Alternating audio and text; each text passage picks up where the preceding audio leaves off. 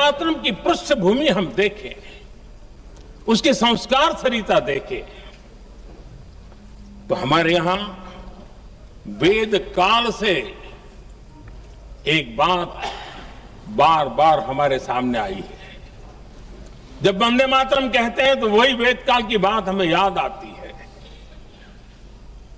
वेद काल से कहा गया है, माता भूमि ही पुत्रो अहम पृथिव्याः,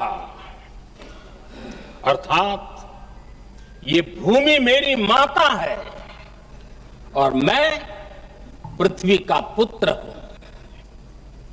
आदरणीय अध्यक्ष जी, यही वो विचार है जिसको प्रभु श्री राम ने भी लंका के वैभव को छोड़ते हुए कहा था, जननी जन्मभूमिश्च स्वर्गादपि गरीयसी।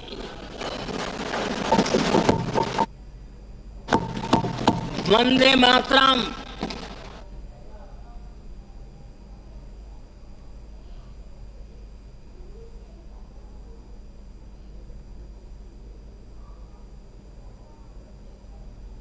जी,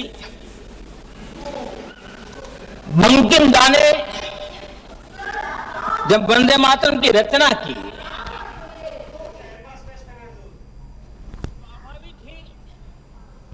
वो स्वतंत्रता आंदोलन का स्वर बन गया। पूरब से पश्चिम,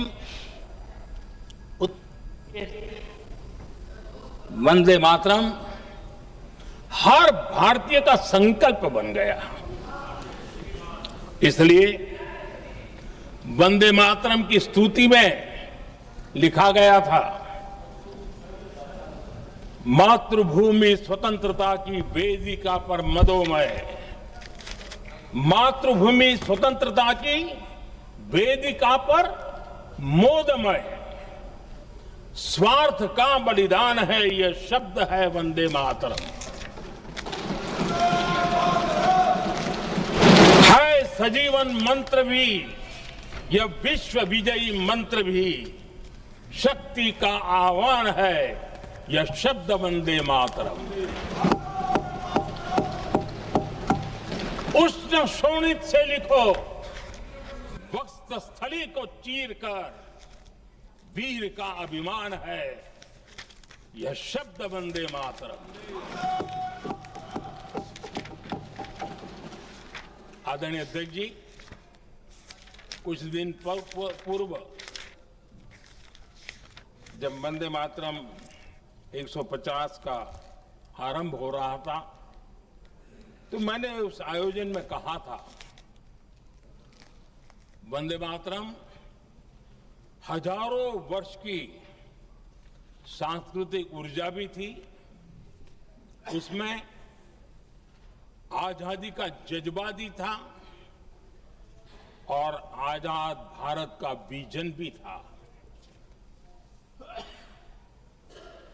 अंग्रेजों के उस दौर में एक फैशन हो गई थी भारत को कमजोर, निकम्मा, आलसी, कर्महीन, इस प्रकार भारत को जितना नीचा दिखा सके ऐसी एक फैशन बन गई थी। और उसमें हमारे यहां भी जिन्होंने तैयार किए थे वो लोग भी वही भाषा बोलते थे। तब बंकिम दा ने उस हीन भावना को भी झकझोरने के लिए और सामर्थ्य का परिचय कराने के लिए वंदे मातरम के भारत के सामर्थ्यशाली स्वरूप को प्रकट करते हुए आपने लिखा था, तम ही दुर्गा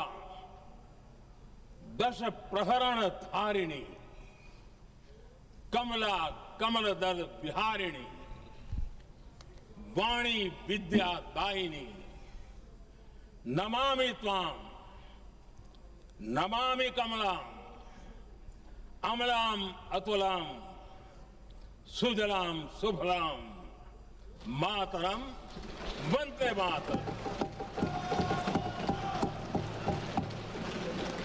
अर्थात भारत माता ज्ञान और समृद्धि की देवी भी है और दुश्मनों के सामने अस्त्र शस्त्र धारण करने वाली चंडी भी है।